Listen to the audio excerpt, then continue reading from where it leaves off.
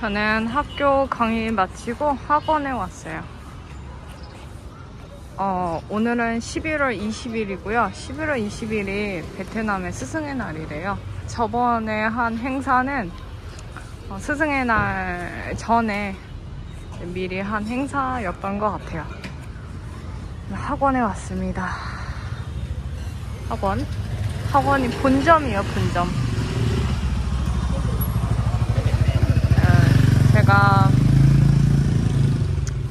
일주일에 한 번 내지 두 번은 학원 강의를 뛰어요. 이제 보통 일이 있으면 4시간 뛰고, 특별히 뭐 일정이 없으면 8시간을 뜁니다. 그래서 한 달에 한 32시간 정도는 학원에서 강의를 해요. 강의하면서 학원에 다니는 학생들이 어떤 요구가 있는지, 어떤 사람들이 한국어를 배우러 오는지 이런 거를 좀 파악을 하고, 좋은 건 여기 안에 소속되어 있으면 보고서를 받아볼 수 있어요. 베트남 전 지역에 한국어 학과가 개설된 대학들, 그리고 한국어 과정을 열고 있는 사설 학원들, 그리고 뭐 인터넷 프로그램까지 어느 회사에서 어떤 과정으로 한국어를 어떻게 가르치고 있는지를 여기 직원들이 분석을 해요. 그래서 매달 레포트를 공유를 하거든요. 그걸 보면 베트남에서 어떻게 한국어를 가르치고 있는지를 알 수가 있어요. 그리고 프로그램 과정을 보고서 베트남 학생들이 어떤 사람들이 어떤 과정을 원하는지도 파악을 할 수가 있어요. 그래서 너무 좋습니다. 그만큼 제 품을 아끼는 거잖아요. 아니면 이제 제가 분석해야 되는데, 이걸 보고 저는 겨우 32시간밖에 여기서 강의를 안 하지만 여기서 강의를 하면서 돈도 받고 무료로 전국 베트남의 분석한 레포트도 볼 수 있고, 그리고 여기 와서 자연스레 시장 조사도 돼요. 그래서 제가 절대 학원 강의를 놓을 수가 없어요. 이제 저에 대해서 이제 이해가 안 된다고, 뭐로 학원 강의까지 뛰냐고. 여기 시급이 되게 낮거든요. 학교에서 뛰면 그래도 한 뭐 2만 원 가까이 줘요. 한국과 비교하면 그래도 낮은 편이죠. 그런데 여기서 뛰면은 이제 한 6천 얼마 주거든요. 한 7천 원 좀 안 돼요. 되게 낮은 시급이거든요. 그렇지만 그 이상의 것을, 본인이 부지런하겠다고 생각하면, 부지런하게 움직이면 이제 그 시급 이상의 것을 받을 수 있죠. 사실은 저는 공짜로 일하라고 해도 할 거예요. 왜냐면 여기서 부수적으로 얻을 수 있는 게 되게 많거든요.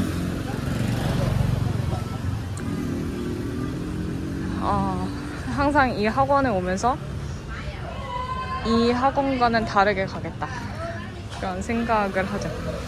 이제 매달 또 분기마다 학생들의 이제 뭐랄까요, 이 학원에 등록한 학생들의 수, 그리고 인터넷 강의와 온라인 강의의 분포, 학생 수 분포, 그리고 지점마다의 분포를 레포트를 받아볼 수가 있어요. 네, 보니까 지난 8월하고 비교해서 학생 수가 거의 뭐 100명 가까이 줄었더라고요. 학생 수가 100명이 줄었다는 게 진짜 엄청난 일이에요.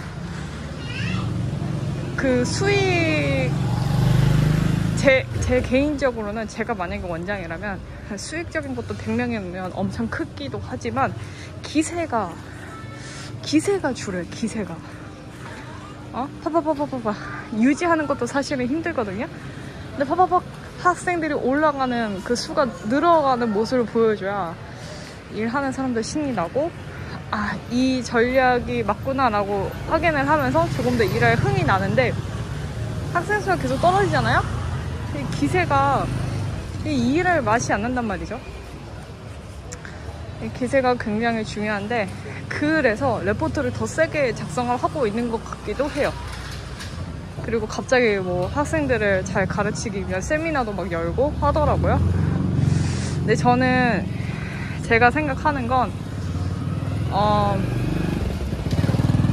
학원은 본질이 무엇인가에 저는 집중을 해야 한다고 생각을 하거든요. 그러니까 학원에서 가치가 있을 거잖아요. 이 학원에서는 어떤 거를 가르칠 거다. 왜? 그 철학이 뭐에 기반이 되어 있냐? 이게 상당히 중요하다고 생각을 하는데, 이 학원이 여기에서 가장 커요. 베트남에서, 여기 호치민에서. 제가 이 학원을 다니면서 생각을 한 건, 그 원장 한 명에 기대어 있는 게 되게 크단 말이죠. 원장의 명성에. 그게 단점이 되기도 하거든요. 학원의 본질은 누군가 한 명의 명성에 기대어 있으면 안 돼요. 제 생각에는 학원을 붐업시킬 수 있는 여러 가지 방법이 있는데, 그 중에 제가 첫 단계로 쓰고 싶은 거는 일단은 콘텐츠, 이거 두 번째는 스타 강사예요. 그러니까 매력적인 강사들을 많이 포진시켜서 학생들이 떨어지지 않게 해야 되는 거죠. 어쩔 수 없이 아무리 매력적인 강사여도 석 달, 넉 달 계속 듣잖아요? 그럼 질려요. 당연히 다른 강사를 보여줘야 되고, 학원은 결국에는 새로운 거예요, 새로운 거. 그러니까 얼마나 새롭게 콘텐츠, 같은 내용이라도 새롭게 전달할 수 있느냐. 예전과 다른 어떤 신선한 감을 느낄 수 있게 해주냐, 그거거든요. 반복적으로 학생들한테 알려주고, 그래서 그걸 통해서 학생들 실력이 올라가게 해줘야 되는 건데, 여기는 일단 스타 강사가 없고요. 강사가 자주 바뀌고요. 워낙에 월급을 적게 주다 보니까 강사가 한 3개월 정도 초보가 들어와서 경력 쌓고 다른 학원으로 빠져나가는 현상이 되게 심하단 말이에요. 그래서 2달 동안 10명의 학원 강사가 나갔어요. 강사가 엄청 부족하겠죠? 그럼 또 어때요? 이제 막 졸업한 학생들이 또 들어오겠죠? 그럼 어때요? 못 가르치겠죠? 그러니까 학생들이 어떤 현상이 발생하냐면, 제가 수업에 가잖아요? 그러면 수업 끝나고 학생이 저한테 조심스레 찾아와요. 근데 혹시 개인과외 안 하세요? 저한테 물어봐요. 개인과외 하고 싶대요. 그러니까 이런 일이 발생하면 안 된다는 거예요. 그러니까 학원 안에 시스템에 있으면서 이걸로 굉장히 만족하는 게 있어야지, 강사한테 개인적으로 찾아가서 혹시 개인과외 안 하실래요? 라고 하는 건 곤란하다는 거예요. 근데 지금 그런 현상이 자꾸 나타나고 있어요. 제가 이제 생각을 하는 거죠. 그런 학생들의 요구를 들으면서 여기 조금 고민해 봐야 된다. 여기는 시스템적인 문제도 그렇고, 전반적인 강사의 질을 올려야 되고, 강사 재교육부터 해서 양성과정부터 이거는 새롭게 해야 이게 학원이 계속 성장할 수 있지. 이렇게 100명씩 떨어지는 건 이건 곤란하다. 진짜 곤란해요. 이러면 안 돼요. 그러니까 이런 전조 증상은 바로 나타나는 게 아니에요. 이게 매출이 떨어지는 건 지금 당장 나타나는 게 아니거든요. 이미 뭐 한 1년 전부터, 몇 달 전부터 그런 전조가 있어요. 전조. 근데 이제 그걸 무시하고 기존에 해왔던 시스템이 잘 됐으니까 앞으로도 잘 되겠지. 그렇게 가면 이제 곤란하다는 거죠. 시장 상황은 많이 바뀌었고, 한국어를 가르치는 기관이 점점 늘고 있고, 학생들의 요구도가 조금씩 트렌드가 바뀌면 그거를 빨리 캐치를 해서 바꿔줘야 돼요. 내년 하반기에는 차원이 다른 한국어 교육기관을 여기 반드시 세울 거예요. 아주 그냥 뭐 한국어에 심취해봐라. 내가 한국어의 맛을 얼마나 재밌는지 제대로 보여주겠다. 그런 생각으로 지금 계속 뭐랄까요, 마음속으로 다짐하고 있습니다. 맨날 분석하고 있고요. 맨날 고민하고 있어요. 머릿속에 그런 생각해요. 내가 건물을 만들면 벽은 이렇게 이 디자인으로 할 거고, 재질은 뭐 쓸 거고, 교재는 뭐 쓸 거고, 학원 강사는 이런 사람들로 뽑을 거고, 그때 원칙은 이거고, 저는 하나씩 정하고 있어요. 때가 왔을 때 한꺼번에 파바박 하려고. 얘기하다 보니까 길을 잃었어요. 어떡하지? 진짜 길친데. 아, 길부터 찾아야겠어요. 길을 잃었네. 학원에 왔고요. 바보같이 제가 제 얘기하는데 심취해가지고 길을 잃었어요. 아무리 다시 찾아봐도 길을 못 찾겠는 거예요. 어이씨, 이게 뭐지? 대체 어디로 간 거지?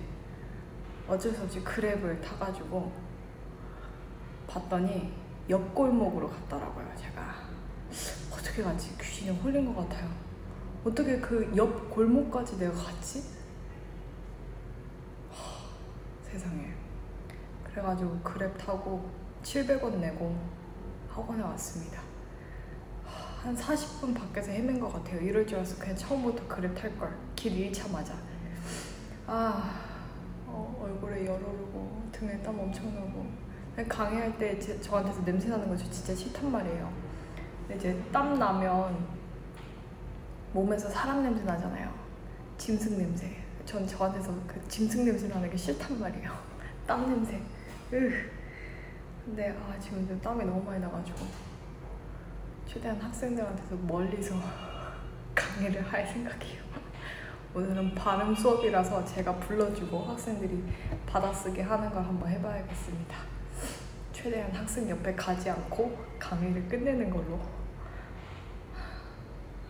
강의 끝나고 집에 가도록 하겠습니다.